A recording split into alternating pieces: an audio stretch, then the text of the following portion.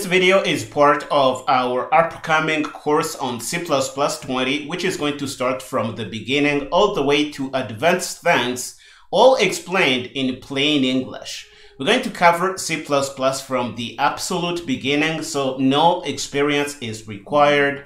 And we're going to go all the way to pretty advanced things. And we're going to cover all the big features of C++20, including the concepts. We're going to cover the three-way comparison operator. And towards the end, we're going to cover ranges, modules, and coroutines. We're going to learn all these things. If you are watching this in the future, please check the link in the description below. You're going to find the link to the course and watch it if you really are interested. In this lecture, we're going to actually use the three-way comparison operator for the first time. And you will need to set up this operator if you want ordering for your type. In other words, if you want the greater than operator, the greater or equal operator, the less than operator, or the less than or equal operator, that's when you're going to need to set up a three-way comparison operator or a spaceship operator for your C++ type. So why do we need to do this? Well, in C++20, if you set up a spaceship operator, the compiler will use this operator to generate all these other operators that we are interested in. In other words, the spaceship operator will be used to set up the greater than operator, the greater than or equal operator, the less than operator, or the less than or equal operator. That's why we need the spaceship operator. And this is going to be really cool because we don't have to maintain all these operators. We just need to maintain the three-way comparison operator, which is one operator. So instead of 4 or 6 operators, we just need to maintain one, sometimes even 2 operators. And that's going to simplify the number of operators we need to keep track of and maintain for our C++ type. So this is the syntax you're going to use if you want to default the three-way comparison operator. We are going to deduce the type to be auto. We're going to say operator, three-way comparison operator here. And then we're going to specify the right operand or the second parameter to our operator here. Notice that it is done as a member function, and this is really the same logic for the equals operator. The compiler is going to do its best and flip things around to make this work even for implicit conversions, even if this is done as a member function. We mark it as a const member function because we don't expect it to modify our object. And then we're going to say default. We want the compiler to generate this for us. Because this is defaulted, what this is going to do is member-wise comparison. So it is going to generate all those operators and it is going to basically compare them member-wise. It is going to compare A to A, B to B, and C to C. And then, based on the types that we are comparing, the compiler is going to deduce the return type here. Again, I want you to try and think, now that we are comparing integers as our member variables here, what do you think will be deduced by the compiler in this three-way comparison operator here? If you go back to the starting lecture we said that the return type of a three-way comparison operator can be really one of 3 options. It can either be std strong ordering, or std weak ordering, or it can be std partial ordering. And in the case of strong ordering, we're going to be supporting strong equality. For weak ordering, we're going to support equivalence and not absolute equality. For partial ordering, we're going to be supporting incomparable values for our type.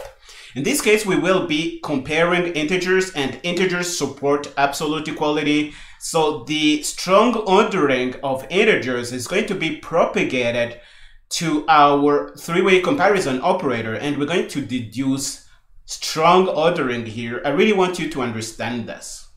Okay, so let's sum up some ideas about the three-way comparison operator. The three-way comparison operator is going to be used by the compiler to generate these comparison operators here.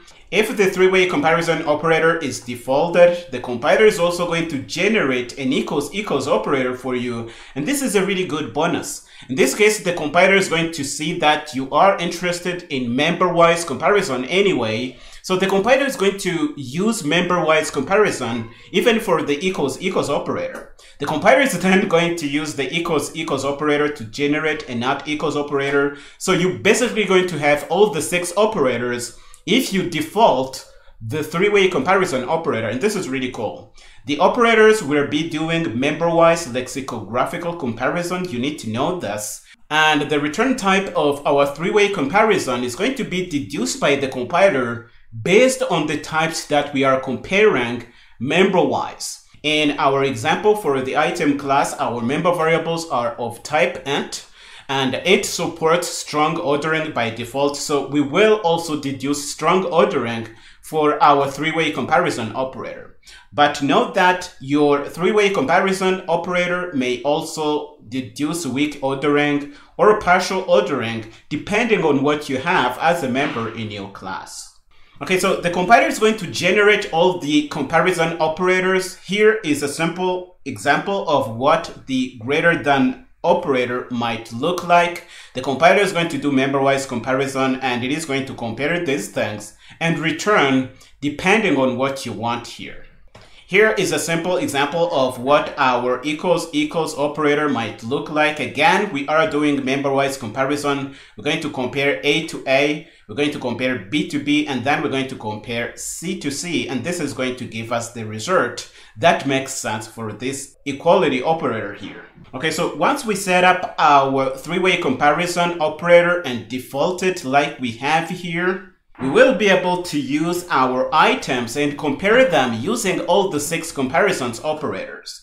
So for example, here we are using the greater than operator. Down here we have the greater or equals operator, we have the less than operator, and we have the less than or equal operator. Note that the compiler is going to use the 3-way comparison we have set up to deduce this relationship. The commented line here is a possible implementation of what the compiler might do. Because we want to call the greater than operator, the compiler is going to change our statement and make it something like this. So it is going to say I1 spaceship operator I2 is the return value of this spaceship operator comparison greater than 0. And this is going to give us the same result we would get if we were comparing I1 to I2. And this is really cool.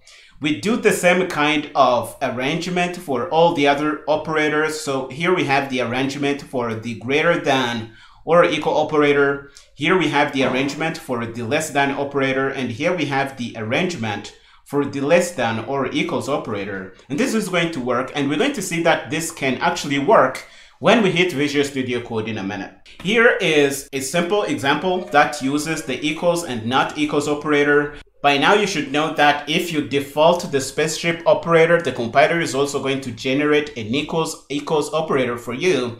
And then the compiler is going to use this equals operator to generate a not equals operator. And this is going to work. And again, I want you to appreciate the fact that we can use all these 6 comparison operators by just having this operator spaceship defaulted in our class. So we just have to maintain one method and we will be able to use all the 6 comparisons operators. And this is really cool. This is one benefit of using C++20. The 3-way comparison operator is going to make things much easier. Another thing I want you to know is that implicit conversions are also going to work. For example, here we have I1 compared to a literal 20. And down here, we have 20 compared to I1 using the less than operator. This is going to work. Again, the compiler is going to try and rewrite this relationship. Let's look at the rewrite rules we have now that the 3-way comparison operator is involved. If we have A equals B, the compiler might rewrite this as B equals A. If we have A not equals B, the compiler might rewrite this as not A equals B, or as not B equals A. Down here on these 4 lines, we have our greater than and less than operators. If we do A greater than B, the compiler might rewrite this as A spaceship B greater than 0. So this is going to give us the same result we expect from A greater than B. And the compiler might also rewrite this as B spaceship A less than 0. And the benefit of this is that the compiler is going to try any arrangement that is going to give us the result that we expect here. And this might come in handy if one of the operands is not an object. For example, if we go back to our example here, we're going to find the line that gives result 8 here. The first operand is not an object. So the compiler might rewrite this statement as I1, and it's going to say spaceship 20, and then it's going to say less than 0. Because in our new rewrite rules, if we flip the operands, we also need to flip the sign. And this is going to give us the result that we expect here. And this is really cool. You might want to play with these rewrite rules, and you're going to see that they are going to work. The main thing I could share with you here is that if you flip the operands, for example here, we have flipped B and A, you also need to flip the sign. For example here, we had a greater than, and now we're going to have a less than, because we have flipped the signs here. If we go down, we're going to see for the A less than or equal B statement here, if we rewrite this using option 2, we're going to flip the operands. B is going to be in the place of A, and A is going to be in the place of B, but we also need to flip the sign. We had less than or equal, now we're going to put in greater than or equal, and this is going to give us the relationships that we want. And these are the options the compiler has to rewrite our statements and use our spaceship operator to give us all these 6 comparison operators, and this is really cool. Now that you know this, we're going to head over to Visual Studio Code and play with this a little more. Okay, so here we are in our working folder. The current project is default ordering with Spaceship. We're going to grab our template files and put them in place. And we are going to open this little guy in Visual Studio Code by dragging and dropping here. This is going to give us our starter code. We're going to clean up because we don't want these things in here. And we are going to put in our item class. We're going to put this in the main CPP file because we don't want to complicate things here. We're just going to use this to set up a default 3-way comparison operator. Okay, so we have our member variables A, B, and C, which are of int type. We have in a bunch of constructors. We have a constructor that is defaulted, which is going to leave these guys as they are. We have a constructor which takes one int. This is going to allow implicit conversions. And we have a constructor that takes 3 parameters and uses them to initialize our member variables here. Another thing we have is the 3-way comparison operator or the spaceship operator. You can see that the return type is deduced by the compiler. We have the parameter here, which is going to act as our second operand to the operator here. And the first one is going to be the current object on which we are calling this operator here. The member function is marked as a const because it's not going to be modifying any member variables here. And it is defaulted. When the compiler sees that this is defaulted, it will know that it needs to do member-wise comparisons, and it's going to generate all the 6 operators for you. And this is really cool. But note that this is going to do member-wise comparison, so we're going to compare A's and B's and C's, and the kind of ordering supported by the types that we are comparing is going to propagate back in our operator here. For example, we know that the int type supports strong ordering by default, so it supports absolute equality. The same kind of ordering is going to be propagated back to our operator. So if we hover over the return type here, you're going to see that strong ordering was deduced because we are comparing integers which happen to have a strong ordering by default. This is really something you should keep in mind. So because we have the spaceship operator, the compiler is going to generate the greater than, less than, greater or equal, less or equal, but it's also going to generate the equals operator because we are doing member-wise comparison anyway. So we might as well use that for the equals operator. After that, the compiler is going to use the equals operator to also give us a not equals operator. So by just putting in this line, we're going to get all the 6 comparison operators. And this is really cool. Okay, so now that we have this and we can use it in our main function, we're going to set up 2 item objects. We're going to set up item 1 and item 2. We're going to put in some data, and then we're going to try and compare things using the 6 operators. We're going to use the greater than operator, the greater or equal operator. We're going to use the equals operator, the not equals operator, the less than operator, and the less than or equal operator. And you're going to see that they are going to work even if we only have one operator n, which is defaulted. And this is really cool. I can't tell you how this is going to make things simple in terms of the operators that you have to overload for your type. If you want to do logical comparison, that is. We can build this program and show you that it is going to work. We're going to use GCC to do that. The build is good. We can bring up a PowerShell window and try to run this. We're going to say rooster here, and we're going to see that I1 is greater than I2 because we have a 5 here. We are doing member-wise comparison. So for the first member variable, they are going to be equal. For the second member variable, they are going to be equal. And for the third member variable, we're going to see that the C is going to be greater than the C we have in I2. And we're going to deduce that I1 is greater than I2. Okay, so I1 is going to be greater or equal than I2. I1 is not going to be equal to I2. We're going to get a false here. I1 not equal to I2, this is going to be true. I1 less than I2, this is going to be false. And I1 less or equal to I2, this is also going to be false.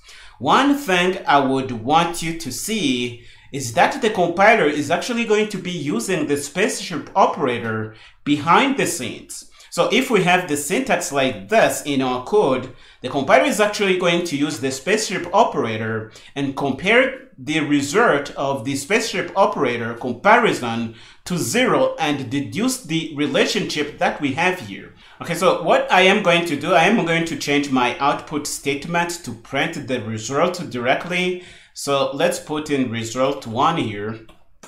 This is what I should have done in the start, but we're going to do that here. No harm done. We're going to say result 2, and we're going to go down and say result 3. We're going to do result 4, which is what we have here. We're going to do result 5. Let's put this in. And we're going to say result 6 down below here. And what we're going to do, we're going to comment out the lines we had before, and we're going to uncomment the lines that use the Spaceship operator or the 3-way comparison operator. So let's do this. We're going to comment, uncomment, and we're going to go down to the last comparisons. We're going to comment and uncomment, comment this guy and uncomment the one below. And we're going to build and see that we actually have the same results. This is what we want to see here. We're going to see that the build is good, so we can clear and run rooster. We're going to see that I1 greater than I2, that's going to be true. I1 greater or equal to I2, that's going to be true. I1 equals and not equals, this is going to be what we had before. But for the less than comparison, we're going to see that I1 is not less than I2, and I1 is not less than or equal to I2. This is what we get. So again, the message here is that the compiler is going to see that we are trying to use these comparison operators, but it is going to use the Spaceship operator behind the scenes and deduce the relationship we have here. The last thing I want you to see is that this is even going to support implicit conversions if you can convert to your type from a fundamental type. For example, here we have a constructor that builds an item from an integer. So if we happen to have code like this in our program, so what the compiler is going to do when it sees, for example, the statement on line 58 is rewrite this. So it is going to rewrite this to be I1 Spaceship operator 20. That's what the compiler is going to rewrite, and it is going to see if this is greater than 0. Because we have flipped the operands, we also need to flip the sign. This is what the compiler is going to rewrite. And the compiler is going to call our spaceship operator on the I1 object, and this is going to give us the result that we want. But the compiler might also have written this as 20 spaceship operator I1 and compared this to 0 using the less than symbol because we haven't flipped the operands. And the compiler is going to see that we don't have a spaceship operator that we can call on the literal. So the compiler is basically going to flip things and flip the sign and get the result that we want. This is another way to look at this. The main message is that if you have your spaceship operator in your class, the compiler is going to do all it can to give you the comparison that you want to get, and it is going to be using the spaceship operator behind the scenes. The main message of this lecture is that we can default the three-way comparison operator, and the compiler is going to use this to generate the comparison operators here. But because this is defaulted, the compiler is also going to give you an equals operator, and this is really cool. This is really all I had to share in this lecture. I hope you found it interesting. We are going to stop here in this lecture. In the next one, we're going to see that if you happen to have members that don't support the three-way comparison operator, you might be in trouble, and we're going to see a way out of this in the next lecture. So go ahead and finish up here and meet me there.